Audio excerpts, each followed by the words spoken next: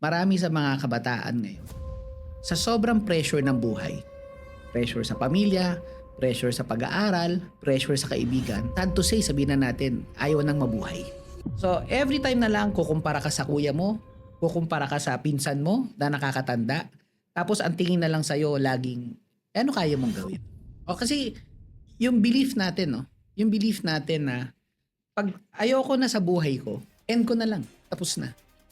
Maraming ganun ngayon. So at the age of 35, alam mo, umabot ako sa point na ang pera ko sa bangko, 20 pesos. Yung tinatanong mo sa akin, ano yung natutunan ko? I should...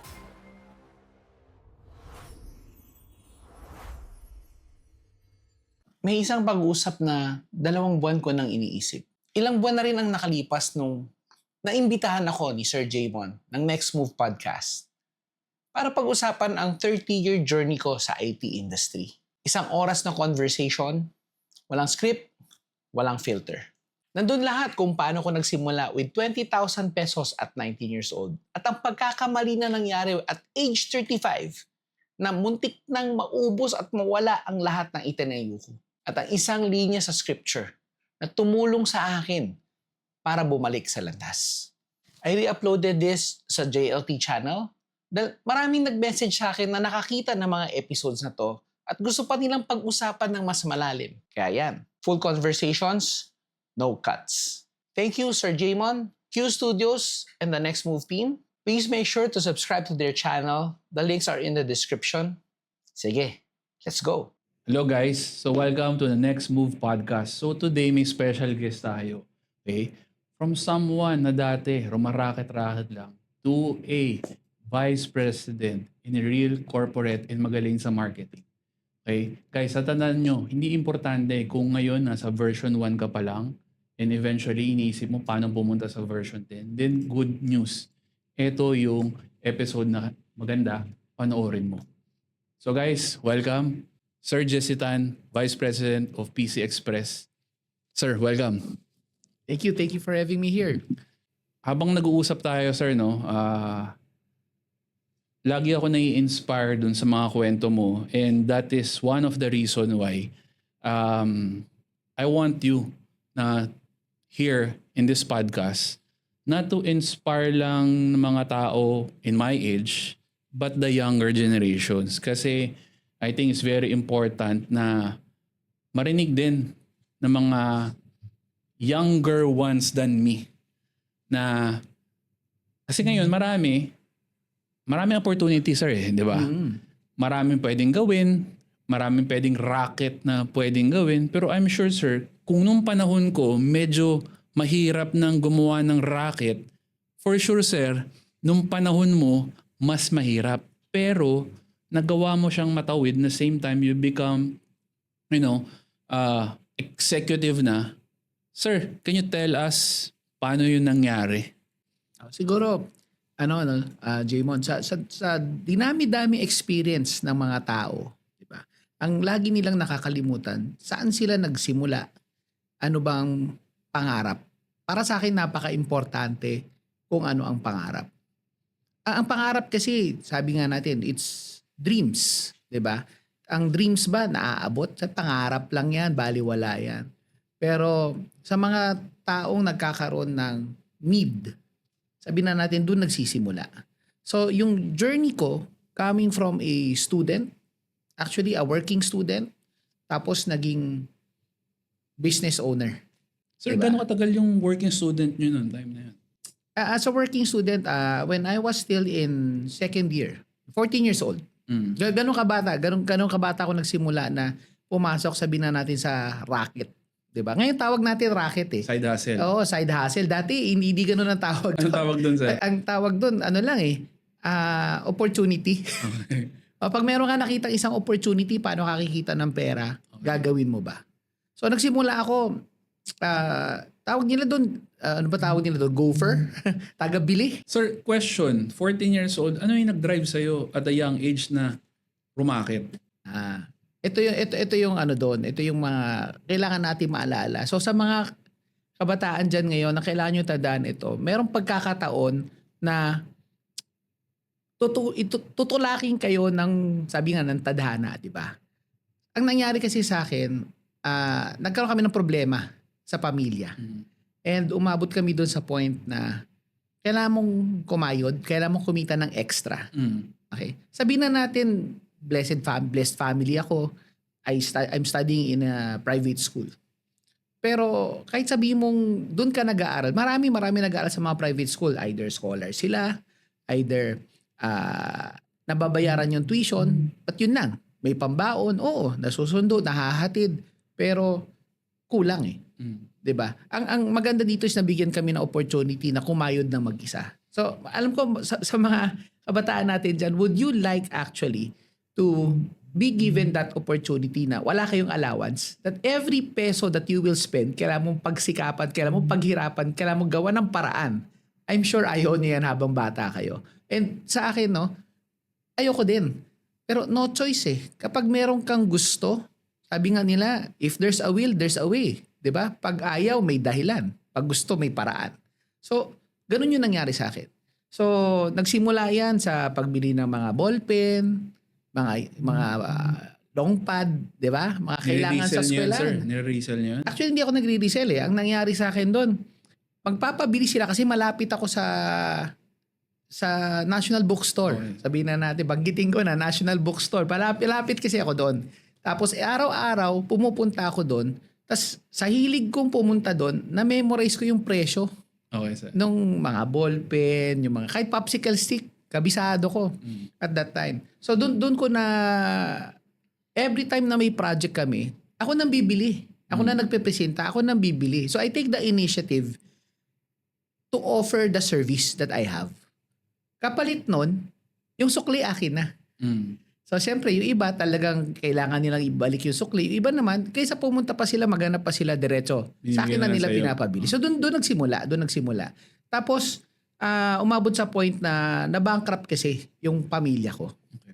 No? So medyo naghirap. Yes, private school ka. Oo, field shy ka. Pero hindi naman lahat all the way successful. Yeah. So nagkaroon ng problema. So umabot ako sa titinda ko ng prutas. Kaing-kaing ng mangga, dinadala ko sa eskwelahan, binibentahan ko yung mga kaklase ko, yung mga nanay nila.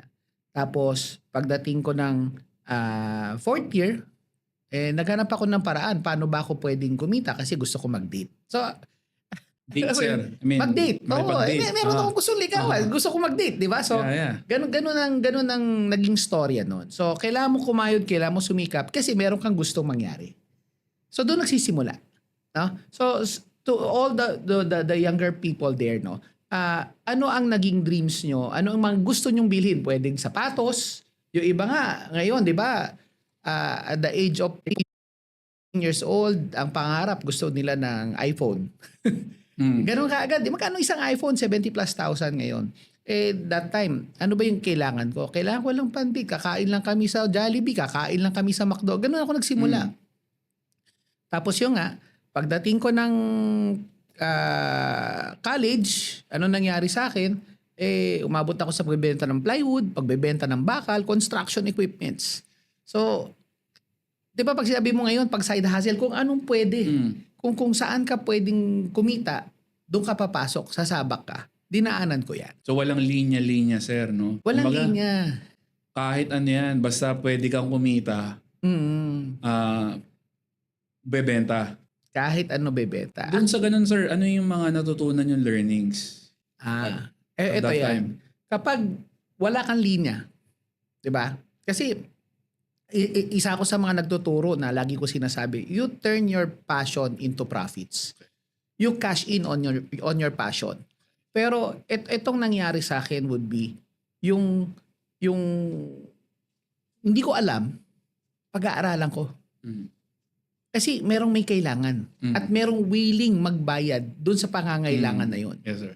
So, nandun yung need ng iba na magkaroon ng serbisyo na ibigay sa kanila. So, that's the first thing that you can give. So, yun din yung pwede kong ituro sa mga kabataan ngayon. If you find an opportunity na pwede nyong gawan ng solusyon, then use that. Use that as a springboard para makapagsimula ka sa kahit ano man ang gusto mong gawin. And remember, never stop learning. Kasi yun yung sagot eh. Yung tinatanong mo sa akin, ano yung natutunan ko? I should never stop learning. Hindi tinuturo sa eskwelahan yung mga natutunan ko sa pagbebenta. Kasi high school ka, buti nga ngayon sa senior high, meron na tayong ganyan, di ba? Sa nagtuturo ng mga entrepreneurial skills. Dati walang ganyan. Ang alam mo lang, math, science, social studies, Filipino, English. Ganun lang ituturo sa'yo, PE. Di ba? Pero nasaan ang entrepreneurship? Wala. Buti nga ngayon, meron na. Di ba? So, yun, malaking bagay na natuto ko doon. Ang maganda dito is that na-train or na-hone yung tinatawag nating presentation skills ko. Okay. Which actually, di mo maiisip, but in real life, itong adult world natin, kapag nagtatrabaho ka na, if you don't know how to present, if you don't know how to talk, sabi nila sales talk. No, it's not just sales talk. Walang mangyayari sa'yo. Mahirapan ka sa buhay. Yes, sir. So, sabi niyo, sir, kanina na bankrupt, no, sir? So, at that early age, nalaman niyo yun, hindi ba parang nawalan kayo ng pag-asa or meron bang moment doon na parang inisip mo sa sarili mo, sir, at a younger age, anong gagawin ko? Paano to? Alam mo, ang ganda nung tanong na yan. No? Marami sa mga kabataan ngayon, sa sobrang pressure ng buhay, pressure sa pamilya, pressure sa pag-aaral, pressure sa kaibigan, sad to say, sabihin na natin, ayaw nang mabuhay. Naghahanap ng ibang paraan how to escape. And there are a lot of different ways on how to escape. Other escapes through, sabihin na natin, sa games. Which I am actually, I would call myself a gaming addict back then. Part yan ng buhay ko. Sabihin na natin yung iba sa masasamang gamot na ginagamit, sa mga bawal. Diba? Yung iba naman talagang give up na sa buhay. Ang akin, what held me is this strong belief that someone out there, someone created me. Okay. No? So I believe that there is a God. Yes. And that God created me. And swerte ako na during my high school days, before kami umabot do sa point na kailangan ko na maghirap, natutunan ko that there is a God and there is someone who paid his life for me. No? So sabihin na natin maraming ayaw banggitin. No? May Jesus Christ akong nakilala. At natutunan ko yun sa buhay ko na if I put my faith in Him, then there is something that I can do that nobody else cannot. Mahirap sa paniniwalaan eh. Kasi sabi nila, ano lang yan, sabi-sabi lang yan. Sabi lang sa simbahan yan, pinagkakakitaan. Ito, naalala ko sabi ng tatay ko. Ano ba ang gagawin mo sa pagpunta mo sa simbahan? Yayaman ka ba dyan? Unless na magtatayo ka ng isang religious movement at pagkakakitaan mo, then go. So, ganun ang mindset ng tatay ko noon. Pero ang na-instill sa akin nung eskwelahan, yun ang maganda eh. At that particular moment, naturo sa akin at may pumunta, may sabi na natin campus missionaries ang tawag ngayon sa kanila ngayon. Naturuan ako, sabi nga nila, ano bang masama kung maniniwala ka sa isang bagay na alam mong tama. Kaysa naman, ang paniniwala mo is yung sabi-sabi lang ng mga kaibigan. So again, you have to prove something about that. But that what held me.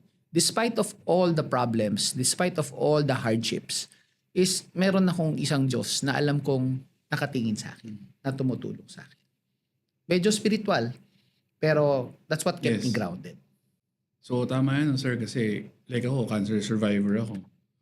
It was really instilled na naniniwala ako that there's someone higher up there that really saved me too. But I was just too young to really realize what's happening. Pero kayo, sir, at a young age, na bankrupt yung family ninyo, did you ever think about quitting? Well, quitting back then, hindi eh. Siguro dahil lumaki din ako na may inferiority complex.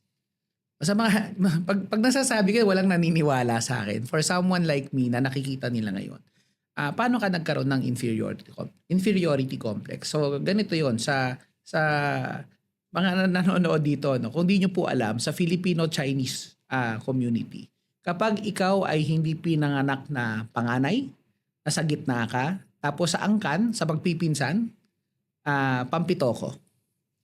So every time na lang kukumpara ka sa kuya mo, kukumpara ka sa pinsan mo na nakakatanda, tapos ang tingin na lang sa'yo laging, ano kaya mong gawin? So, ang maganda doon is that instead of ma-down ako, ginamit ko yung challenge para pakita, magaling din ako. And that actually drove my competitiveness to get me out of that inferiority complex to become an achiever. And that mindset will actually help you. Ito, sabihin ko sa inyo sa lahat ng nanonood dito, that mindset is a very important mindset because everything starts with you, everything starts with your mind and what you believe in. Then doon tatakbo yung actions nyo. Yun yung nangyari sa akin. Itong kailangan ko lumaban. Kaya kahit anong struggles na iba to sa akin, sige lang, lalaban ako kasi meron akong kinakapitan eh. So yung kapit na yun, sir, yun yung nag-drive sa'yo kasi I'm sure dun sa years na nagbebenta ka, it was never easy to actually just do it. Or meron din naman mga challenges kasi lahat naman yan, in order for you to go from here to here, may challenge, di ba? Oo. Na dadaanan ka.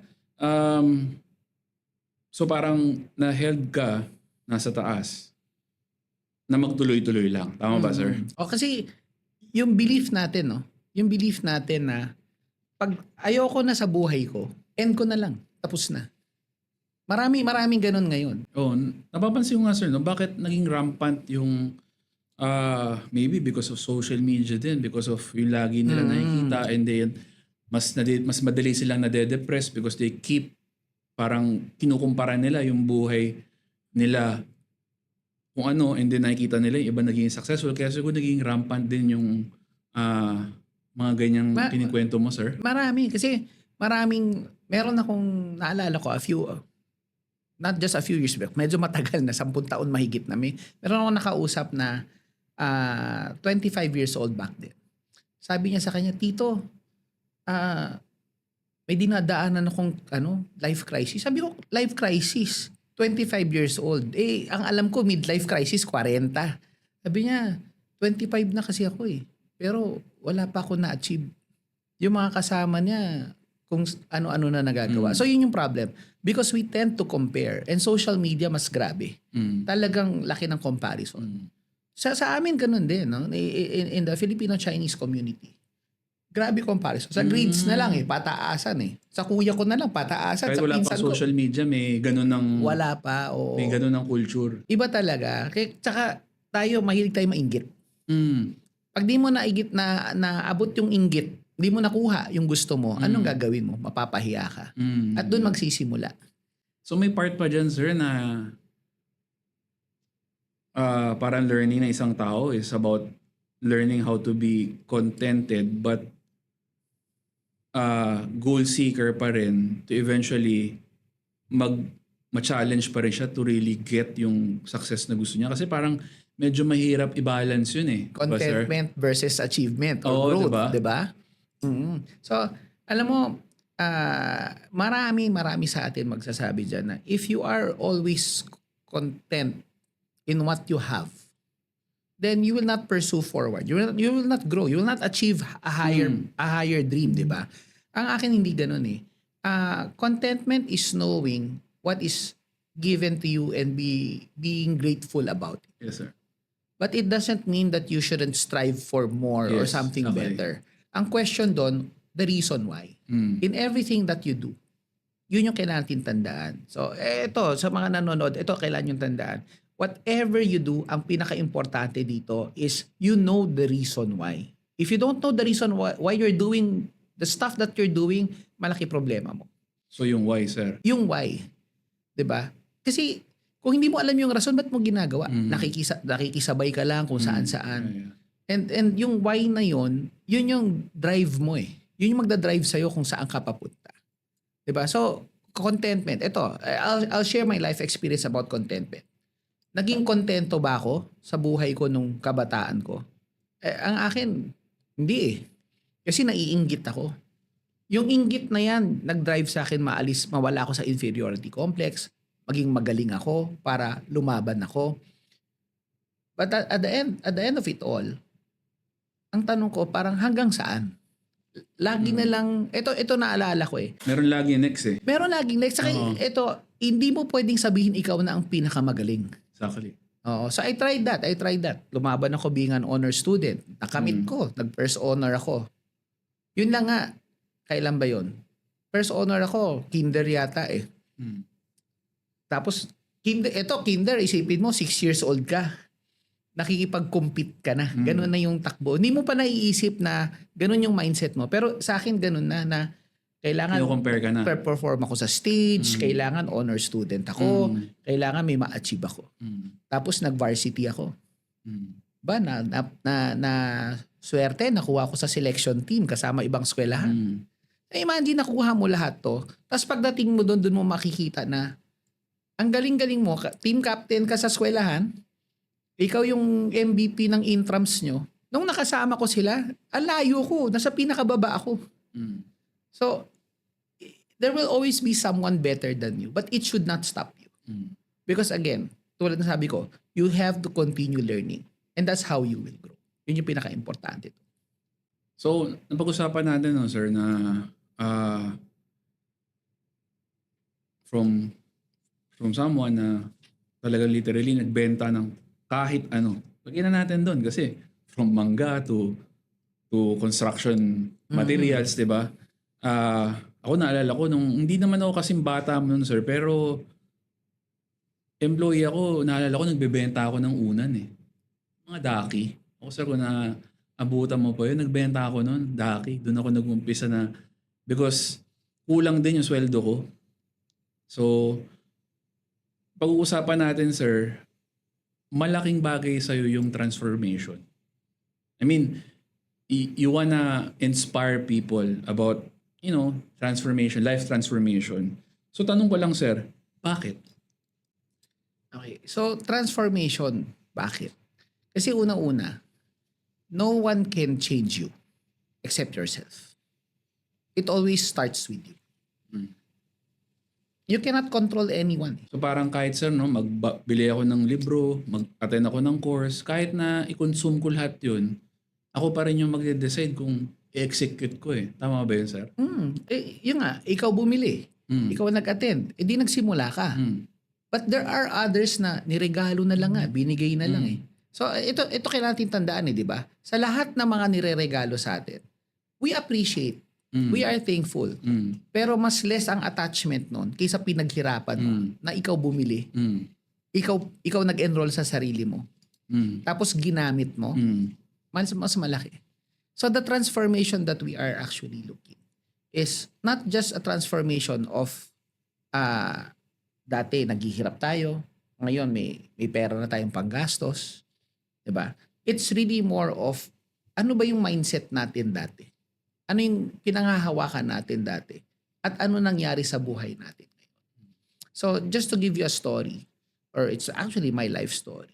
So, nung nagsimula ako dito sa industry namin, so I'm in the IT industry by the way. So, I started off playing video games. Mahilig ako sa laro. At yung laro na yan, yun yung reason bakit ako napunta sa IT. Dahil meron, way back, tagal na to, no? Sorry, way back 1994, 1995. Merong laro na gusto-gusto kong laruin, pero hindi kaya kasi kailangan ko ng computer.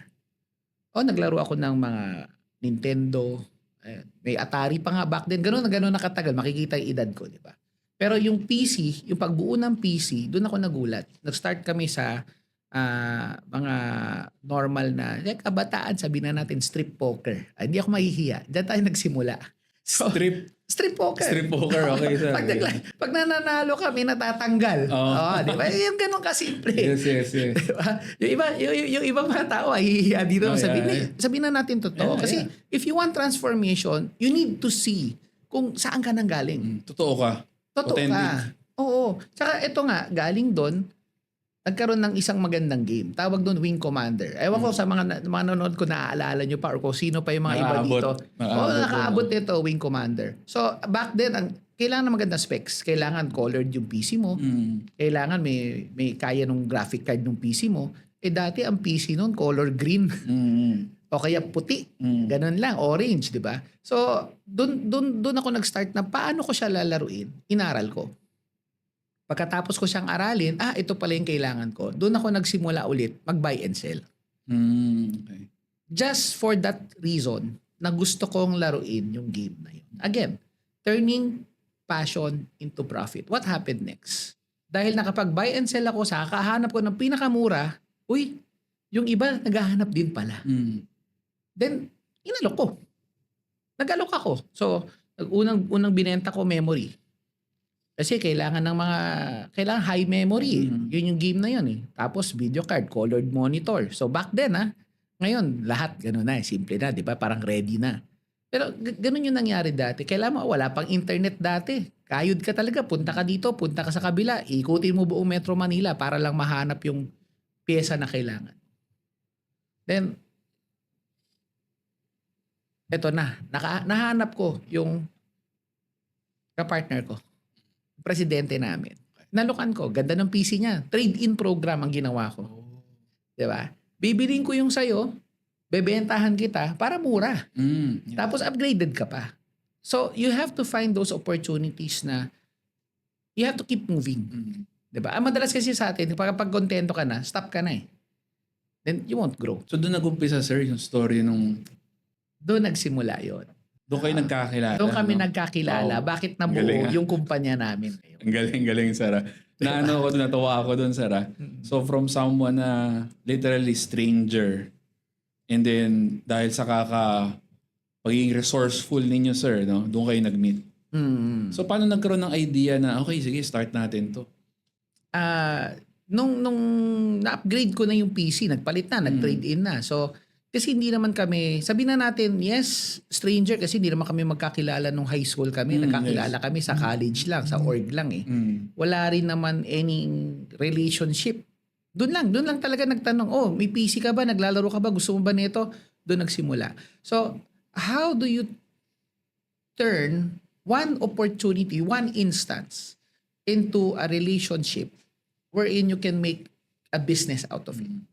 So, ang pinaka-importante dito is that nung nagawa ko yun, nagkaroon na ng tiwala. And on my side, nagtanong-tanong din. Saan mo nabili tong PC mo dati? Bakit? Kasi at that time, wala pang marunong sa PC. Medyo 1994 eh. Wala pa, 'di ba? Wala pa masyado marunong noon. So, when we started the business, sabi na natin right opportunity, nagkatanungan lang. Gusto mo ba sosyo tayo? Galing, no? Nung tinanong bakit, ito sa akin, simple lang eh. Yun na masagot ko, date money. May niligawan na ako eh. Balik mo na naman. Oo, kasi yun lang lagi. Kasi nababayaran naman yung tuition ko eh. Tsaka mura tuition ko kasi sa UP ako nag-aral eh. Diba? So, ang point doon is there is a driving factor or a need why you're doing something. Yes. Tapos yun yung pinanghawakan ko. Pero ito, transformation. Pinag-usapan natin transformation. Isang gusto ko ituro sa lahat ng mga viewers natin is ito. When we're talking about transformation, dito sa mga viewers natin, it's very important for you to have a goal. Maliit, malaki, napaka-importante niyan. So, ito gusto ko paalam sa kanila eh. When I was starting already dito sa negosyo na to, what happened was, I wanted to reach my first million. Nice. Yan. Anong 1 million dati? Sabihin na natin mga siguro 5 million, 10 million na sa panahon ngayon. So that 1 million, no? Itong 1 million na to, at the age of 21, I want to have earned my first million. At the age of 25, sabi ko, dapat meron na akong pamilya. Maayos na pamilya, kaya kong suportahan. And at the age of 35, gusto ko retired na ako. Naisip mo ba yun? Magre-retire ka at the age of 35. So, dahil dito sa goals na to, pinanghawakan ko rin yun. Mahilig ako sa ganun eh. You have a large dream, tapos you find your way on how to do that. Yes. Kahit malihis ka man ng landas, kaliwat kanan, but if you have that dream, dun ka papunta, tuloy-tuloy. And that's also how we grew as a company. We set our eyes on, sino bang number one? Habulin natin si number one. Nagtayo ka ng panibagong business unit. Ulit-ulit natin si number 1. Kasi doon ako lumaki. I was always striving for number 1. Hinahabol ko kung sino si number 1. At yun, you start to study them. You start to do things na, uy, ito yung ginawa niya, napakaganda. Dapat dadaigan mo para malamangan mo siya. So that's transformation, that mindset. Pero ito yung talagang solid na transformation. At the age of 35, alam nyo ba, nag-retire ako. Anong ibig sabihin na nag-retire ako? Nag-retire ako sa buhay ko noon. Bakit? Kasi dumapa ako. Ano ibig sabihin dumapa? Imagine, kumikita ka, nakuha ko na yung first million ko. Alam mo, mali ko kasi doon, sabi ko, I should have earned my first million. Dapat ang pangarap ko, dapat pangarap nyo not earn. Dapat save your first million. Yes, gandang ano yun. Oo, kasi learning yun. yung earning ko, nawaldas ko eh. Diba? I always have a goal, gagastusin ko. Umaabot ako sa ganun. So at the age of 35, alam mo, umabot ako sa point na ang pera ko sa bangko, 20 pesos. From hitting that type of an earnings, ang pera ko 20 pesos. At doon ko na-realize na lahat ng achievement ko sa buhay ko is pwedeng mawala. Parang bula. At yun yung isang naging turning point ko. And that led to the real transformation of my life. If hindi mo pa nararanas or hindi mo pa naranasan ang kayang itulong sa'yo ng Panginoon, and you will always be self-dependent. And when you are self-dependent, di mo siya hanapin. Di mo makikilala kung ano ang kaya niyang gawin para sa'yo. So, doon nagsimula talaga lahat. Kaya nga ngayon, kaya kong ituro. At gusto kong ituro itong buhay na to because I know for a fact that a lot of people out there are actually having problems sa mga buhay nila. Ganda nun, sir, no? From stranger, business partner, and then 26 years, 100 branches na ngayon. For sure, it was really a journey. Di ba?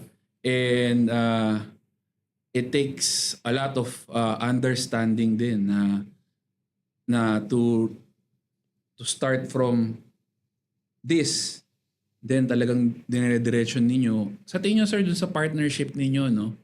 Ano yung mga key points? Kasi I'm sure marami nanonood sa atin ng mga business owners din. And yung samahan ninyo, 26 years, tama ba, sir? Or 26 years. 26 years, diba? 26 years na tayo. Parang, ano na yun? Parang it's like, ano na yun eh? Parang marriage, business marriage na yun ang tawag doon, di ba, sir? Paano nyo na-keep yun, sir? Ano yung mga, kung may nanonood sa atin ng mga business owner, no? Ano yung mga keys to that, sir? To really build that empire na ganun katagal. So, ito yon. In any business or in any sa buhay natin, Relationship. no? Relationship talaga pinaka-importante. Yes. Para sa akin, if you don't have the right relationship, what do you mean by right relationship? Kasi you can always have a relationship, magkaaway kayo, relationship pa rin yun. Yes. Hate relationship lang nga. Pero ang habol dito is number 1, you need to build trust. Without trust, ano mangyayari? Kapag may duda, hahanapan ka ng butas. Yes, sir. Kapag ikaw feeling mo hinahanapan ka na ng butas, hindi ka tatagal. Yes. Di ba? Ang mangyayari sa'yo, wag na lang, wala kang tiwala, alis na lang ako. Yes. Para saan pa na nagdenegosyo tayo na wala kang tiwala sa akin? And for etong past 26 years, honestly, I can say na grabe yung tiwala na binigay sa akin nung Partner nyo, sir. partner. Actually, boss ko eh. Okay. 'Di ba? Yun yung masasabi ko na when you start looking into, when you're in business, no, sa mga kasamahan natin, ito yung mga kailangan nila maalala. When you're in business, hindi dapat ikaw lang ang bida. Yes. Kailangan alam mo kung paano ang win-win relationship. Yeah. And that's how we started. Win-win relationship. And that's until now, ganun pa rin. Ang nakakatuwa dito is ito eh. Meron nagtangka na gawan ako ng kwento na nagmamanipulate daw ako ng data, Yes. nagnanakaw daw ako, may ginagawa akong kababalaghan. Isa lang sinabi, nung boss ko, or partner ko back then. Ngayon, boss ko. Kung ginagawa ni Jesse yan, mas maganda, isara ko na lang tong kumpanya. Yes. Grabe, imagine. Yun yung ibibigay sa'yo na tiwala nung kasama. So anong naging ano niya nun, sir? Nung sinabi sa kanya yun, ano yung nangyari? So, ano nangyari? Nandito pa rin ako, di ba? So yung trust, Yung trust kumbaga yung nandun. trust sa'yo, mas nanaig kesa doon sa mga ninira, ano? Oo, kasi imagine nandun ako mula simula Yes, exactly. di ba? Tapos siya kakapasok lang, 1 taon pa lang, sisiraan mo ko. Yeah. Diba? So, ang laking bagay na ibigay sa'yo yung ganun tiwala. Yes. Ganun din naman sa relasyon natin sa pag-ibig, sa pagmamahal, marriage, lahat. is the same. Kailangan talaga. Very important yun. Pag wala yun, wala eh. Wala lahat, di ba, sir? So, ngayon, sir, 26 years, grabe. Tuwa talaga ako sa story na yun. I mean, ngayon ko lang narinig na from ganun, going ka nagsimula, and then here you go, 26 years. You've lasted more than other people's marriage. Di ba? By one rule, is yung main ano nyo is trust. Di ba? So with, from being a high executive mindset, di ba? Kasi from nagbebenta-benta, then eventually naging executive kayo dun sa company, partner mo, at ngayon boss mo na. What led you naman, sir, to na parang gusto mo na mag-inspire din as a leader mindset at makatulong do sa mga younger generation? What was the reason behind that, sir? Siyempre nagkapamilya ako. Okay. May anak ako. Tapos lumaki yung anak ko, pinaaral ko sa private school. Pinaaral ko. Umabot ako sa point that I had to pull them out. Pull them out from the Pull them private out from school? the private school. Saan sila ngayon, sir? Hinomeschool ko. Okay, homeschool. Diba? So why homeschooling? No? So ito po yung mga natutunan ko as a parent. Unang-una is how do you yung tawag nila dito, yung generation gap. How do you bridge the generation gap? So para sa akin, importante na hindi sila yung aangat sa level ng parents. Okay. Ang importante is yung parents bumaba sa level ng mga bata. Kasi hindi nila tayo maintindihan. Pero tayo naiintindihan natin sila. We should give them time. Number 1, I started being an absentee father. Ibig sabihin, nagbabayad ako ng tuition, pinapakain ko sila, hatid sundo sa eskwelahan. Tapos, pag uwi, bahala ka na sa buhay mo. May sariling buhay ako, may sarili ka. Mag-aral ka lang. 'Di ba? So, yun, natanggal yun. Okay. So, being a homeschool parent, you have to now take a look at how you want your child to grow. At doon ko nakita na tatlong anak ko, iba-iba yung way kung paano sila tinuturuan. So, that led me to a point wherein ang dami kong empleyado sa pisina. Bakit hindi ko sila kayang turuan? So, doon nagsimula. So, I started teaching my kids, teaching my staff, and eventually, dami ko nakilala It led me to teaching other people. Hanggang, ayun pala yung passion ko. Hindi lang pala magbenta, hindi lang pala mag-market. Gusto ko palang magturo. Bakit? Kasi nakita ko kung paano ko nagbago. Yes. At may tumulong sa akin para magbago. At yun din yung gusto ko. Gusto ko ibalik. Okay. Na gusto kong tumulong sa mga tao na how can they improve themselves. Doon nagsisimula So that in the future, they become leaders as well. And they influence others. Because ito po kailan tandaan nyo sa mga nanonood dito. Being a leader means you are an influencer. You have the capability to influence others. And you should be able to use that for something good. Hindi lang para sa sarili mo.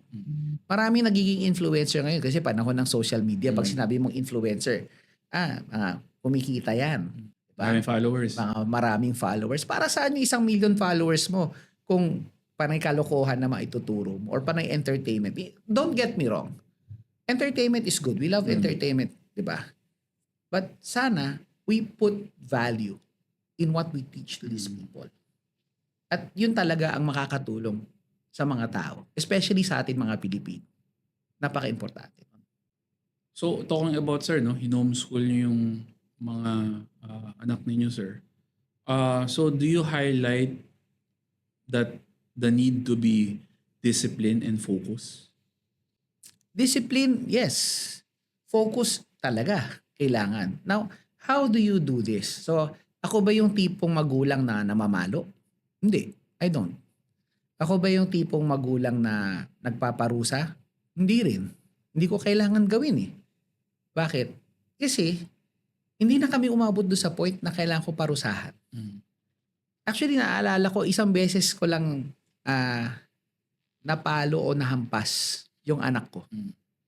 Kasi back then, nung hindi ko pa sila hino-homeschool. Dati kasi, ano pa yun eh, normal pa yun eh, di ba, sir? Oo. Kasi ngayon, parang bawal Ngayon, na yun. bawal na, Bawal na di yun, ba? sir. Sa mga viewers, bawal Oo, yun. bawal na yan.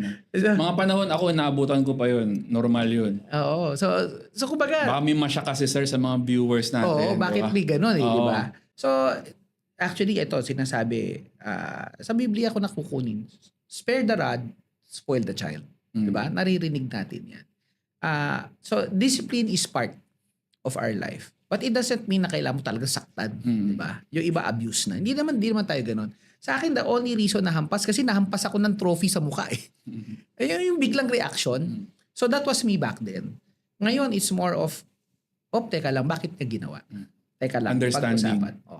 But hindi pwede kasi lahat pinapaboran mo na lang yung anak mo. No. You will spoil them.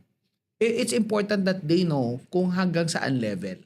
Ang akin na maganda dito, ito imagine kapag kayo binigyan ko ng pagkakataon, ako teacher nyo, binigyan ko kayo ng pagkakataon, ito yung libro mo, ito yung quiz, exam. Tapos ito yung solution key, ano gagawin nyo? Diba? Probably, a lot would say, di syempre, kokopyahin ko. Nandun na eh. So, at the start of the homeschool journey, I treated it as a traditional school. The way teacher would do. Ganun ako lumaki. Pero after 1 year, sabi nga sa akin, ano ba ang importante? May alam yung anak mo kung ano nakasulat sa libro? O alam ng anak mo kung paano niya i-apply ang natutunan niya? And that's something that we have to understand. Lahat ng inaaral natin, lahat na na-experience natin, kapag hindi nyo to alam kung paano nyo i-apply sa buhay nyo, then baliwala. It's not the knowledge, it's the application. That's important. So, sir, no, sabi nyo, no, na homeschool nyo anak ninyo, and from your experience, parang katulad mo, sir, ako, mahilig din ako magbenta-benta when there's really a need, lalo na nung nag-empleyado pa ako. Hindi ka kasi magiging ganun kung wala kang, nung sinasabi na natin na street smart eh. I'm sure you would agree, sir, di ba? Oo. So now, ang question ko sa inyo, sir, how do you balance that and try to teach your kids na naka-homeschool sila and then really learn din yung pagiging street smart na kung saan kayo nagsimula? Kasi medyo, ano yun, sir, kasi nasa bahay sila eh. Ikaw nun, alam niyo naman, ako, para matuto ka nun, talagang medyo ano ka din sa mga bagay-bagay, medyo kalat-kalat ka din eh. So how do you balance that, sir? Alam mo, yun ang maganda sa homeschooling eh, di ba? Pag inisip nila homeschooling, akala nila, may libro ka, mag-aaral sila, ikukulong mo sila, 8 hours a day, mag-aaral sila. Hindi. Yun ang joys ng homeschooling. You can teach them. You have a curriculum to follow. Hindi ako nag-homeschool ng kahit ano lang tuturo ko. No, it's not like that. You still have to enroll in a school, tapos sasabihin mo yung format sa isang homeschool na format. Then may advisor ka, chinecheck pa rin nila. Ang maganda dito is that dahil lumaki akong street smart, nasabak eh. No choice, di ba? Ang kailangan mo gawin dito is that paano mo siya ipapasa sa mga anak mo. So, ito subukan nyo. Huwag nyong bigyan ng allowance ang anak ninyo. Tingnan natin kung saan sila kukuha ng pera para mabili mga luho nila. Kasi doon naman nagsisimula eh. 'Di ba? It's not the need, okay? Wag niyo ipagdamot yung pangangailangan ha. Ito wag niyo ipagdamot. Iba yung need sa wants. Iba yung need sa wants, Okay, no? okay. Sa mga wants, yun yung kailangan mong alisin. Yes. 'Di ba? So sa akin ganito, ito nangyari. Meron siyang gustong bilhin. Akala mo thesis defense. Nag ano talaga. Sa Explain. 13 years old, Oo. panganay ko. Ganun yung ginawa ko. Akala mo parang thesis defense yung ginawa Yes, ko. yes. So sabi ko sa kanya, ang kailangan mo gawin dito is yung gusto mong bilhin, i-research mo. Kasi may Okay. internet na eh. Yeah, yes. I-research mo. Para saan yan? Tapos, compare mo. Price check. Oo. Kasi libre naman Yeah, mag-check yeah, yeah. Price check ka. Pagkatapos nun, tell me, bakit importante yan na bibilin ko now? Pag yun masagot mo yung tatlo na yun, bibilin ko siya para sa'yo. So, alam mo ano ang resulta? Ang galing po niya. Ang galing niyang mag-research. Tapos, ang galing niya mag-present. Kasi 13 years old, 14 years old, tinuturuan mo na, if you don't know how to present, again, how can you convince me? Marketer ako. So, yun po yung kailangan yung tandaan. So ang gandang ano no, no sa mga viewers natin.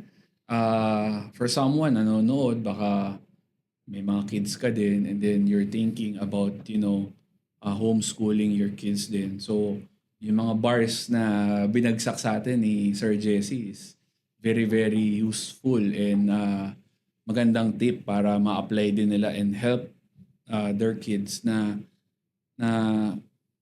hindi mawala yung pagiging in short madiskarte. Diba? Kasi I think malaking bagay yun na yung pagiging madiskarte, malayo ang pwedeng dalhin sa isang tao dyan kung marunong siyang dumiskarte at early age. So, ngayon sir, when we talk about itong mga bagay na to, it's really, I don't know, you can agree or disagree na. Nag-agree ka ba, sir, na ang talagang transformation starts from within bago ka talaga makapag-execute and really kasi syempre yung mga tao makikita niya lalo sa social media. From here, yung ganito. Yay, ako na yung vice president o successful na ako. Hindi nila nakita yung process talaga ng transformation na nangyayari which is hindi talaga mostly yun, hindi naman talaga ini-explain yung mga hirap or yung transformation na nangyayari na paano ka makakarating dun eh. Di ba, sir? Actually, isa yan sa mga napansin ko sa social media ngayon. Mas pinapaboran na nila panoorin yung process. Okay. Rather than yung from start to finish, ito na Okay. siya. Kasi they want to know how. Natututo na sila. Natututo na. Okay. It's not just a matter of just dreaming big. It's a matter of how to dream and how to execute. So nawala na, sir, yung yung parang medyo nabawasan na naniniwala doon sa mga hype. No, meron pa rin. Meron Hindi pa mo rin. maalis yan. Because at the end of it all, you really need to dream big. If you don't dream big, then wala eh. Sabi nila start small. Small steps. Yes, that's the execution part. But dreaming big, putting a goal that is way beyond, but you have to remember, it should be achievable. Hindi naman pwede yung nangarap ka na talagang, for example, gusto mong abutin ang buwan. Yeah. Baga Diba? parang tinatawag nila dyan yung smart. Oo, yung SMART goals. Isa Smart yan. goals, diba? Isa yan sa mga pwedeng ituro, no? Especially sa mga gustong matuto, gusto magnegosyo. SMART, ano ibig sabihin? Specific. M, kailangan measurable. Diba? A, kailangan actionable. R, kailangan relevant. And T, dapat time-bound. Okay. So, you need to have itong 5 na to para mayroong pupuntahan yung goals mo o yung gusto mong mapuntahan. So, ito yung process journey. Sabi mo, tinatanong mo, does it really starts from you? Does it start from within? Yes, there will be external factors that will tell you about ano yung dapat mong gawin. But the main point is you need to make a choice. And that choice will always start from you. Ikaw lang yan. Wala nang iba. Tayo yan. If you don't choose, then it's pointless. Pasok dito, labas sa kabila. Diba? Marami tayong bagay na ganun nangyayari. Pati sa paniniwala natin. Ano ang gusto mong paniwalaan? What you have to remember is this. Your thoughts, it will affect your emotions. So, from here, utak natin, thoughts, puso natin, emotions natin, and then actions natin. Parang sabi nga nila, sir, na whatever you seek, you shall find. So pag puro problema ang inisip mo, mas ma-attract mo yung Mas ma-attract mo rin yung problema. Pero kung ang sinisik mo is solutions, advancement, discipline, focus, then the universe will really give you that answer din, di ba? Oh, Sir, kasi- I'm sure, sir, narinig mo yung red card theory. Di ba? Yung parang pagka pinahanap sa'yo, kung ilang pulang kotse yan, di ba? Yun at makikita mo talaga, di ba? Pare-pula lang makikita mo, Pare-pula lang, kakalimutan oo. mo yung iba, di ba? Yeah. So, kung ako nanonood nung podcast na to, sir, no, and I'm sure maraming manonood nito, that some, maybe, katulad yun, sir, nasa corporate na. Kasi kayo parang hybrid kayo, sir. May corporate kayo, pero may business din yan. Kasi hindi naman lumaki yan kung hindi kayo naging entrepreneur / corporate part ng business entity. Tama, sir? So, kung may nanonood itong podcast na to, no, at they are executive or just hindi pa executive pero nag-iisip sila mag-business, what advice can you give them, sir? Okay. So, ito pinaka-importante. Una, wag kang basta-basta papasok ng walang plano. Yes. No? Kasi maraming nag-isip dyan na sawang-sawa na ako sa buhay ng empleyado. Yes. Na trabaho ka lang ng trabaho. Tapos pangalawa, ay may konting ipon na ako. So, pwede na to. Kasi nagtanong sila magkano ba para magkaroon ng isang negosyo? Ito sa akin. Back then, 20,000. Ano ba 20,000 ngayon? Wala na, sir. Halos minimum wage lang yun. Pero back then, siguro sabihin na natin times 3 yan Oh, yes. ng minimum wage. O sige, sabihin na natin ngayon, meron kang 50 to 60,000 pesos. Sabihin na natin 100,000 pesos. Ano ang gagawin mo sa 100,000 pesos? Anong negosyo pwede mong pasukan? So, isa sa pinakamabilis na pasukan ngayon is freelance. Serbisyo mo, yun ang bibigay mo. Pangalawa, trading. Mag-buy and sell ka. Pero nga, kahit hindi ko linya, pasok dito, benta Yes, sir, dito. yes, sir. Yun yung pinakamabilis So, ito yung mga kadalasan na pinapasukan ng mga tao. Serbisyo o kaya trading. Now, ano ang kailangan nilang tandaan dito? When you are actually doing a business, ang wag na wag niyong kakalimutan ito, kailangan niyong tandaan mag-accounting. Kasi marami pong mga negosyante, pinasok nila yung pera nila doon dahil pera nila yan, savings nila yan. Ang iniisip nila is that lang. pag ito lumaki, pag may benta ako, pwede kong kunin, pwede kong gamitin. Yes. Hindi po. Kapag nagpasok kayo ng pera sa negosyo, iiwan nyo yan sa negosyo. Hindi mo siya pwedeng kunin. Yes. So, yun ang kailangan nilang tandaan. No? Huwag nyong ilalabas yung pera na pinasok nyo kaagad. Hayaan nyo siyang lumago. Kung yan na yung, kumbaga, umalis ka na sa trabaho mo, yun na yung pinaka-business mo, maglagay ka ng sweldo para sa'yo. Yung tama lang, yung mabubuhay ka. Hindi yung sa luho. Wala Pag nagsisimula ka talaga, mahirap, sabi ko sa inyo, mahirap ang unang 2-3 taon. Swerte. Kung 1 year lang, nakabawi ka na. ROI ka na sa 1 year, swerte yon. Pero kadalasan, it will take you 2 to 3 years. So, ang dami na nating na-discuss, sir, no? And I'm sure, no, sa mga lahat ng viewers, dami yun natututunan. And ganito sa Next Move Podcast, we really highlight na different people, different background para, di ba, makita mo na iba-ibang people, pwede ka rin makarelate, pwede ka rin matuto. And I hope yung mga sinishare nila is something that makakatulong sa'yo. So sir, no, going back, I'm sure ito medyo uso to kasi pinag-uusapan na natin kanina. Ano ma-advise mo sa mga tao nanonood ng video na to, how to deal with pressure or burnout? Medyo maanong topic yan ngayon kasi yung burnout, lalo na sa mga lalaki, it is very nagiging ano na yan, ang daming nakikita kong mga pinag-uusapan yan about burnout. Okay. Well, when you talk about burnout, no? Bakit ka ba nabe-burnout? Una-una, you're doing something. You're doing a task, you're doing an activity na nagsasawa ka na. Okay, what causes burnout? Number 1, sabi nga nila, paulit-ulit mong ginagawa. Tapos, walang resulta. Kaya ka nabe-burnout. No? Ang tanong dito sa mga nanonood, ano ang mga ginagawa ninyo na sa tingin ninyo may resulta? nababurnout ka ba? Yung isang tanong doon. So 26 years in the business. Do you think hindi ako na-burnout? I'm sure nakaramdam kayo, sir. Meron. At every point in your life stage, meron kang isang point na sasabihin mo na burnout ka. Kasi meron kang ini-expect na result. Diba? Sabi ko nga, when you turn passion into profit, when you cash in on your passions, ang pinaka-importante dito is may resulta. Kapag wala kang resulta, sigurado doon, burnout. No? Kasi feeling mo useless tong ginagawa ko, kaya ayoko na. Or another would be, meron kang ginagawa, may resulta, pero dahil sa social media, sabi mo nga, pressure. Dahil hindi na acknowledge. Marami sa atin nagtatrabaho, may resulta.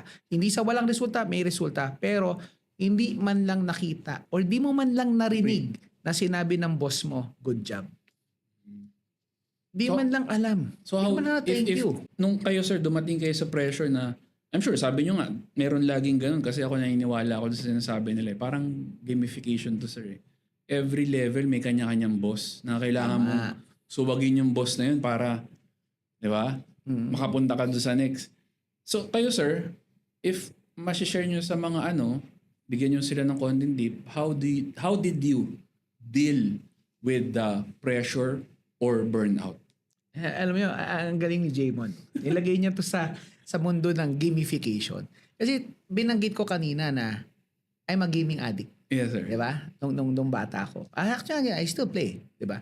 So, ang point dito is that sa laro, sa games, no, kapag ginawa ang game, no, naniniwala ba kayo na every game dapat may paraan paano ka makalagpas for every level?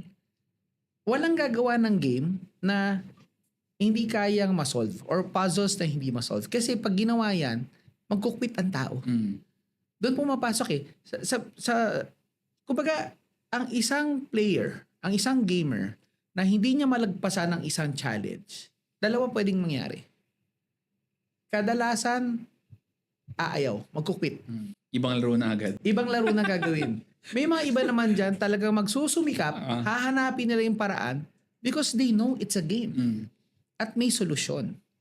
It's meant to be... It's meant to be solved. Diba? Alam nyo ba, ang buhay natin, it's really meant to be solved. Exactly. You're meant to level up. You're meant to go higher than where you are right now. Yun yung whole point natin dito eh. Pero hindi lahat tinatanggap to. Na the story of your life is like a game. Para sa akin yun yung tinitingnan ko. It's like a game. And mahirap sabihin na, kasi syempre nung bata tayo sasabihin ng mga magulang natin, wala ka nang ginawa kundi maglaro na maglaro.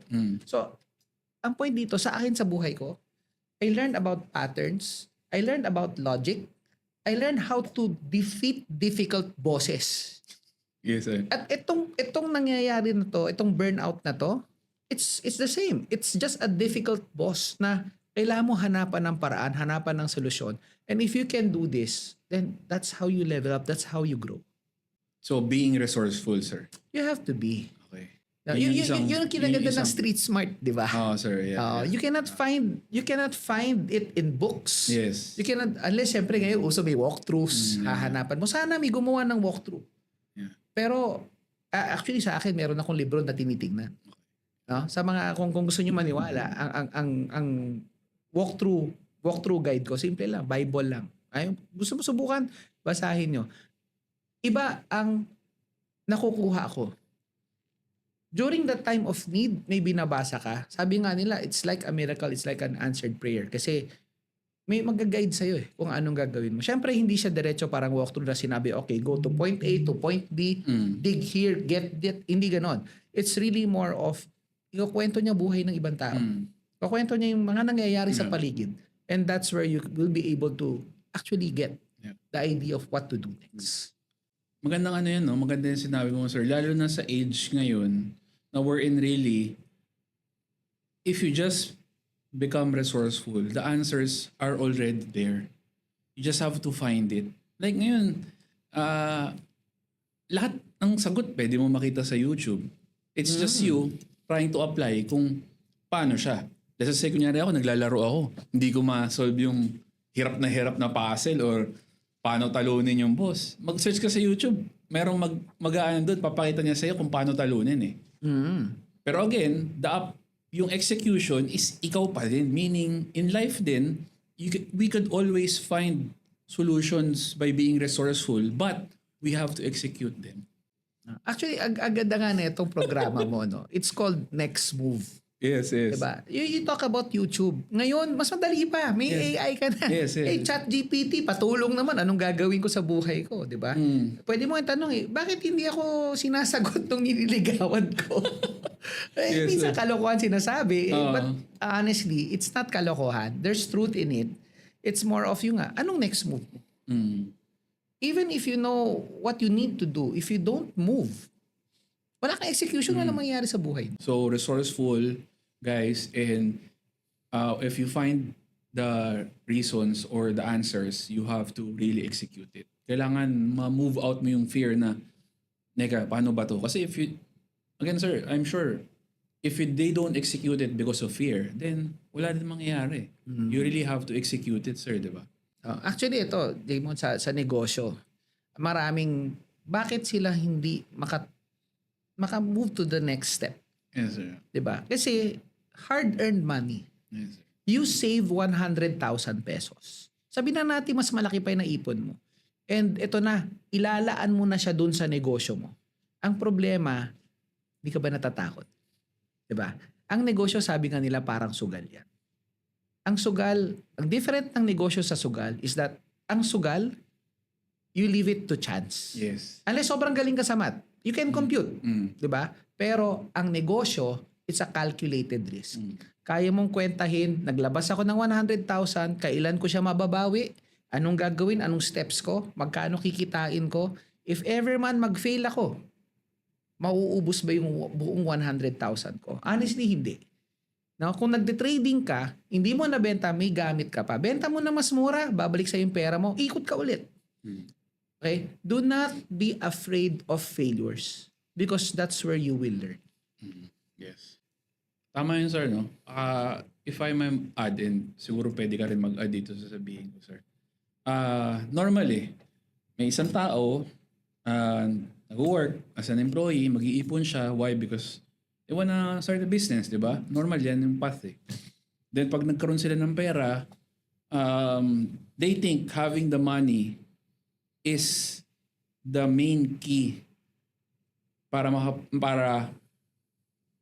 maging successful ang negosyante. Which sa experience ko, 15 years na ako nasa benta-benta, sales, and businesses. Yun ang pinakamalaking kalokohan for me. Yung kala ng isang tao, dahil meron akong 200,000, 100,000, is lalago na to automatic if I start a business. Without them realizing that it is really just the start.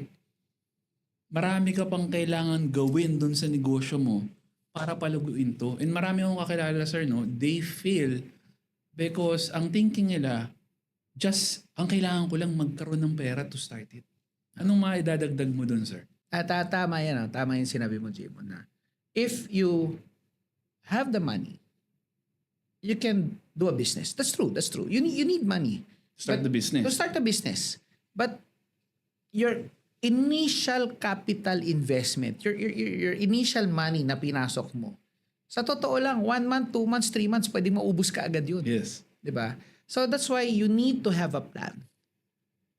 No? Magkano gagastusin ko sa simula? Paano ang operations cost ko, sweldo ko sa loob ng ilan? 3 buwan, 6 na buwan, 1 taon. Ganun kalaki iipunin mo. Not really. But if you have a plan kung paano mo siya paiikutin, then it now becomes a reality. Ang tanong nga dito, pwede ba ako magkaroon ng negosyo nang wala akong pera? Pwede. Yes. Diba? Kasi ang puhunan mo muna sarili mo. Services mo. You don't need capital na sobrang laki. Yes. Kailangan mo lang makabiyahe ka from one point to another. Yes, sir. Servisyohan mo yung customer mo. Pero ito kailangan yung tandaan sa mga magdinegosyo. It's not about what you want. It's not about what you have. It's all about what your customer needs. Pag yan hindi nyo nasagot, sigurado ako, tutumba kayo. Kasi isipin mo lang lahat, ako. Remember, it has to be a win-win situation. Yan ang mapapayo ko sa inyo. Napag-usapan natin, sir, sinabi mo, no? You have to have a plan. And I think this is really something important na ma-share din natin sa mga nanonood, no? Merong glorification kasi ng when you start a business, you have so much time freedom, you have this, you have that. Kasi yun nakikita right now eh. Pero I am friends with a lot of business owner. The only way na kala mo totoo yun is if wala kang business eh. Because pag may business ka, alam mo na hindi totoo yun eh. It's like, hindi talaga eh. But ito yung kailangang maintindihan din ng tao na which isang reason ba't ko ginawa to is to really mapag-usapan yung mga bagay na hindi na napag-uusapan, and maraming tao they napupunta sila sa mga path na wherein yung expectation nila iba dun sa reality because they are following gurus and whatever na hindi naman din talaga hindi ipapakita sa iyo eh. Ako, I have friends na parang katulad nyo, sir, successful. Pero natatawanan na nga lang kami. Sabi namin, pagka negosyo ito, ma-realize nyo na hindi yun. Yung time freedom para makuha mo because ng negosyo ka, it would take you years. Anong mai-add mo dun, sir, sa na yun? Yung glorification na time freedom, mayaman ako, and I have this, I have that because I started the business. Okay.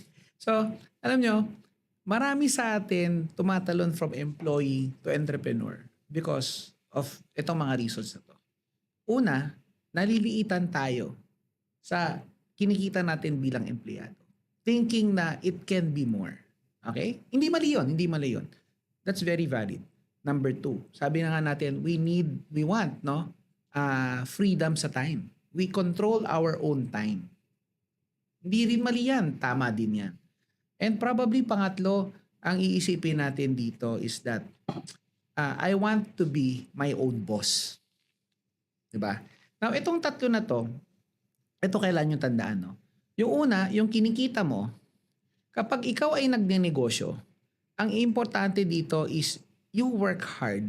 You work really, really hard as if you are already a slave of money. Bakit? Because you invested your life savings, and if you don't get it back, if you don't get the ROI, ano mangyayari sa'yo? Ano gagawin mo? Doon na, dami natin nakikita na ayaw na nila, suko na. Yeah. Diba?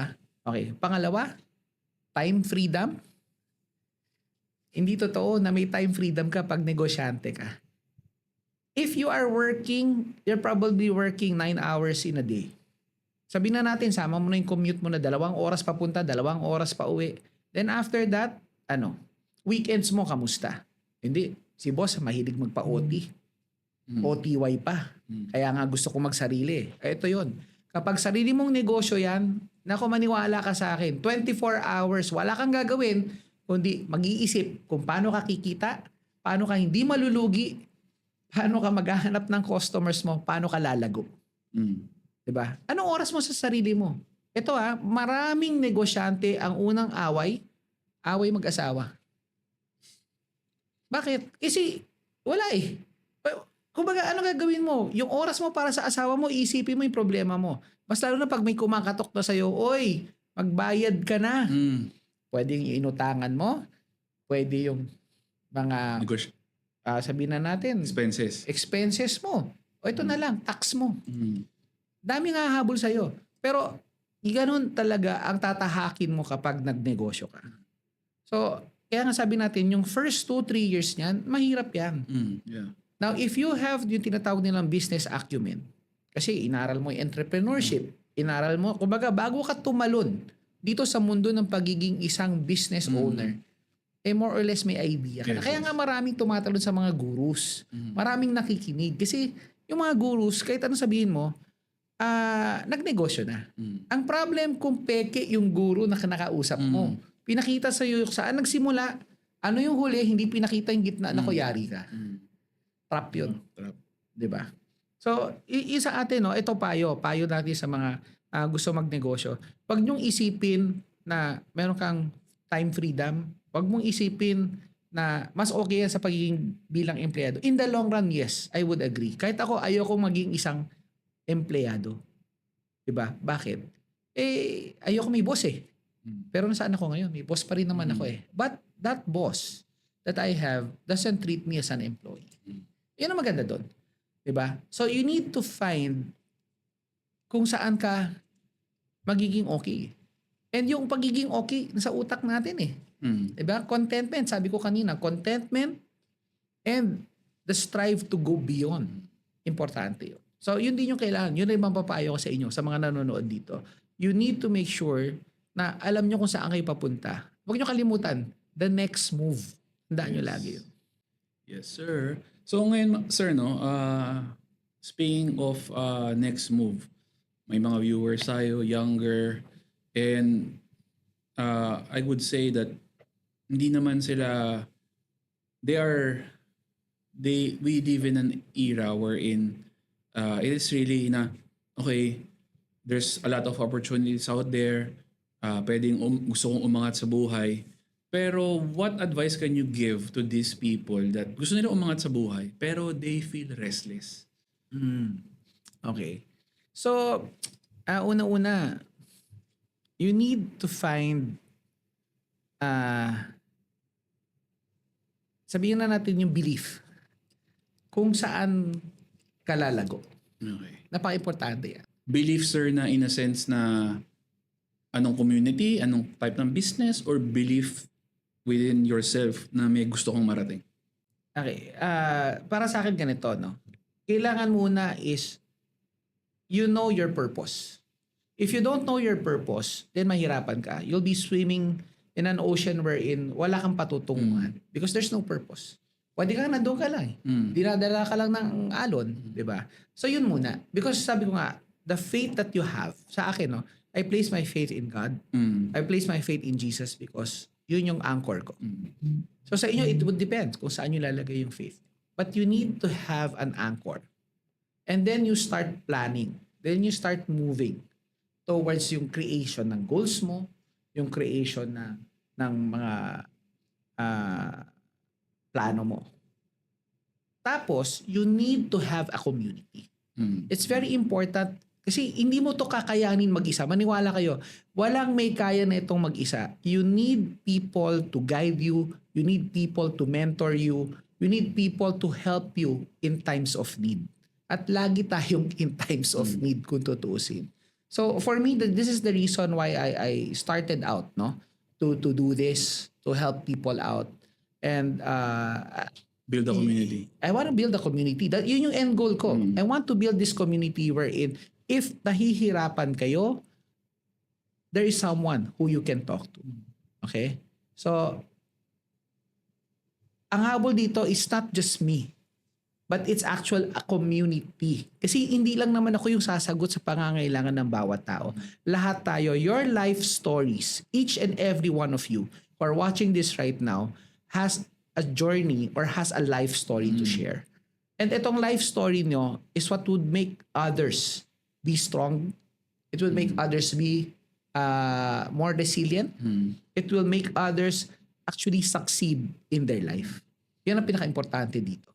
So guys, no, if nung ganang video na to, ilalagay na lang namin sa comment section yung community link wherein Sir Jesse could help you with whatever na mga problems nyo about businesses or or just starting as an employee and you want to do business. Ilalagay na lang namin dito. Actually, if I may, siguro ang habol natin dito, no, is that, well, you'll probably see me posting a lot in TikTok. You'll see a lot of posting in Facebook. Those would be my platforms, no. Just look for JLT, no. So I'm gonna be doing this, yung itong talk na to more frequent, more often para makatulong po sa inyo. Sa lahat ng may mga katanungan, if you have inquiries, you want some coaching, you want some mentorship, do drop by or do follow my page. So it's JLT Talks. Tsaka linawin ko lang, sir, no? Sa mga viewers natin, itong mentorship na itong community, this is a free community, right? Yeah. I'm not charging for ganito kasi the aim of what I'm doing is really to help people, no? To help people transform their lives. Yun yung pinaka-importante sa akin dito. Ngayon, sir, no? Journey nyo, mahaba na, very well experienced and tough na kayo ng panahon. Marami na kayo na encounter na highs, lows, in-betweens, problems, wins. What's the one mistake that really taught you the most? And hanggang ngayon, you really, parang it was really something for you na nung naano mo yun, it was, meron ba? Okay. What's the one mistake Yeah. na ito siguro May natutunan kayo na sobra-sobra. ito talaga kumbaga for me to move, for me to transform myself, ang pinaka-importante dito is how do I let go of my pride? For someone who has achieved a lot from a young age, naging successful, naging famous ka, how do you throw away that pride so that you can start influencing others? Because they know na it's not really all about you, but it's all about how they see the transformation that have happened as well. So yun yung masasabi ko sa inyo. It's not easy. Took me probably 38 years of my life.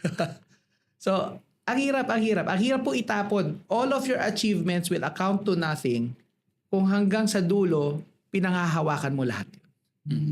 Because at the end of it all, para saan ba yung mga achievements mo?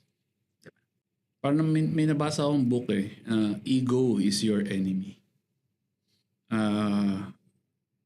Well, I think it's really something that us as marketers, as lumaki sa sales, sir, I'm sure, doon ka nag-start, kahit ako doon din ako nag-start, kahit employed ako, I was really into sales. I'm sure dumating sa point that because you were really good at it, you felt like it's like I'm the man na, and eventually sabi mo nga you have to let it go because you know that yung success hindi yan ang galing just sa'yo lang, yan ang galing yung sa taas binigay sa'yo, and yung nasa taas din pwede rin yung tanggalin anytime. And I think it's very important din na malaman ng tao na yun nga it's very hard, sir. Tama ka dun. But you really have to balance, I don't know if that's the right word, to balance that hindi yun sa'yo It is meant for something that, na parang sabi mo nga, sir, na para saan kung sa'yo lang din ang sa'yo. Diba, sir? So, ako,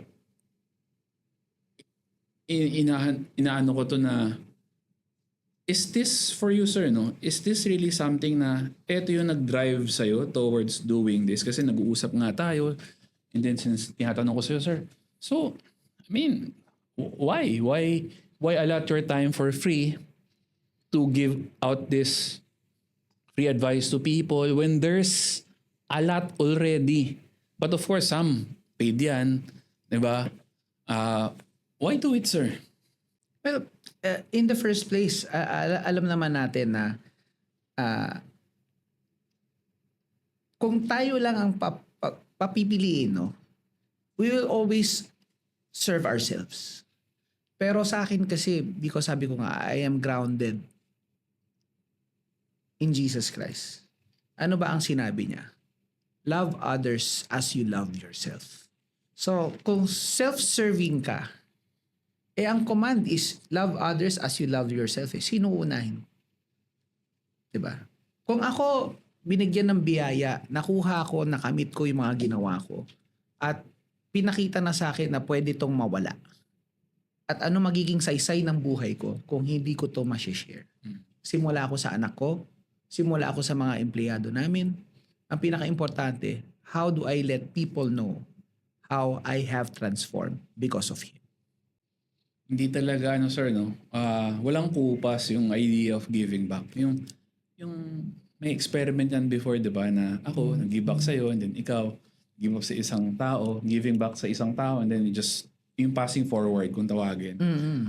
It's really a timeless, selfless act that really works if kasi kung iisipin mo naman, if everyone could just be giving back, paying back to the next person, I'm sure the world would be in a better place, sir, no? But unfortunately, it's maraming factors or forces that really change yung human behavior. So, ngayon, sir, we're talking about next move. And kumbaga parang saan napapunta si JLT? If you have an advice to your 21-year-old self, what would it be? Well, siguro, kasi ngayon dahil marami na tayong na-experience, alam na natin kung ano-ano ang mga nangyari. Ito ang nag-hold sa akin. Despite all the struggles, despite all the challenges, the problems. So, itong part ng scripture, na sinabi it's found in Jeremiah 29:11. For I know the plans I have for you, says the Lord. A plan not to harm you, nor to fail you, but to give you hope and a future.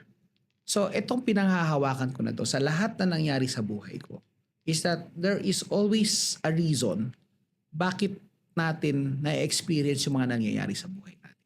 Kaya nga sinabi ko, your life's journey is meant to help someone.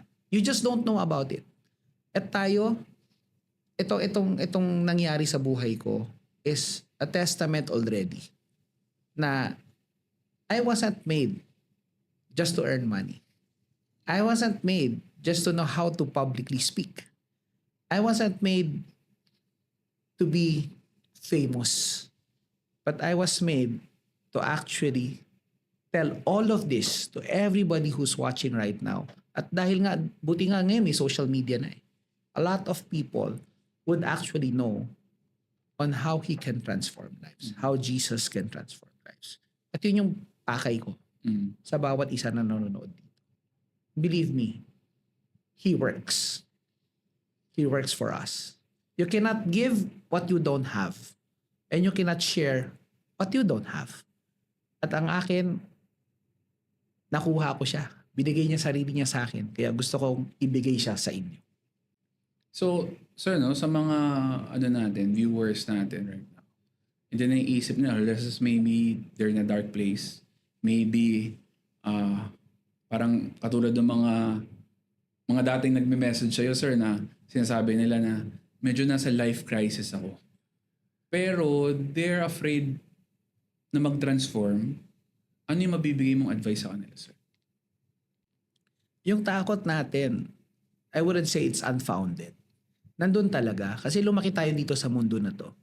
But if you would really want to have a transformed life, the first thing you really need to know is to accept kung ano yung katayuan mo sa buhay mo ngayon. Ano ang nangyayari sa atin. And really do believe that there is someone who can save you, who can help you. It all starts, again, with our belief. Because if we don't believe that He can help us, then para saan siya? Why even bother? Diba? So, yun ang mapapayo ko sa inyo. Huwag niyong isang tabi yung mga mensahe na sinasabing may Panginoon, may Jesucristo. Because there's already a lot of people who would testify that they have life transformed. And anong cost nito sa'yo? Kailangan mo lang maniwala. Okay. So sir, no?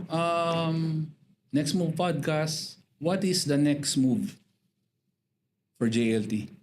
Well, for JLT, it's really, sa akin, it's committing.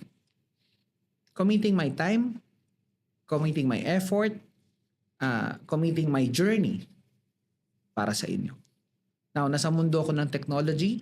I'm in the IT business. So, ang habol natin dito is how to use technology, how to use my life journey, and how to mentor you so that you can be a leader on your own and start influencing others as well. And that's my next move. Okay, sir. So, parang literally, no, sir, from your all experience to 26 years in the business, high-level executive, what do you want your legacy to be? Okay, so in terms of legacy, it's very simple. Nilagay ko na sa pangalan ko, it's JLT. So it's journey, leadership, and technology. So this is what I want you actually, or I want people to know about me, that ginamit ko yung teknolohiya kung nasaan ako. Ginamit ko yung journey ng buhay ko. Ginamit ko yung binigay na talent, skills para makaapekto sa buhay ng ibang tao. So for every transformation that happened here, especially in the Philippines, is that yun yung gusto kong mangyari. At kahit paano, naapektuhan ko ang buhay ng mga Pilipino. Ang ganda, no, guys, no? So, we've heard from someone, start ng benta-benta to, helping build a 26-year-old business that's still thriving until today, corporate, good in sales. Pero makita nyo guys, hindi mo naman kailangan mag-viral to really make an impact. Diba? You might be just watching this video, but you might impact someone else too. Diba? Transformation starts with you. It's your choice and it will be your action. And it will lead to your transformation. Yun yun. So guys, again, Sir Jesse, thank you. Thank you. Jemon. JLT, follow his social, his community. Makikita nyo lagi yan si Sir Jesse, no? Nasa TikTok and sa Facebook. Another day, another podcast. If you're watching this, 20 to 30 years old, tandaan mo, you don't need to rush the process. You're still under construction and that's okay. Keep learning, di ba? Because the best version of you is yet to come. This is the Next Move podcast where we talk to the doers, not just the dreamers. Thank you for Q Studios for sponsoring this podcast. See you next. Nung tumagal yung conversation na yon, hindi ko iniisip na magiging isa ito sa pinakamahalagang pag-uusap sa buong taon ko. Pero ayun, ganun talaga minsan eh. Yung hindi mo pinaplano, yung pa yung matagal mong matatandaan. Kung ikaw ay nasa phase ngayon na parang walang direksyon, balikan mo yung 20-year-old self mo. Ano yung pinangako mo sa kanya? At ngayon ba, nabibigyan mo na ng katwiran nito? Thank you again, Sir Jaymon. Make sure to subscribe sa Next Move Podcast, Q Studios, and JLT Talks. The links are in the description below. Magkaibang pamilya, pero magkatulong. JLT, lead with faith, live with clarity.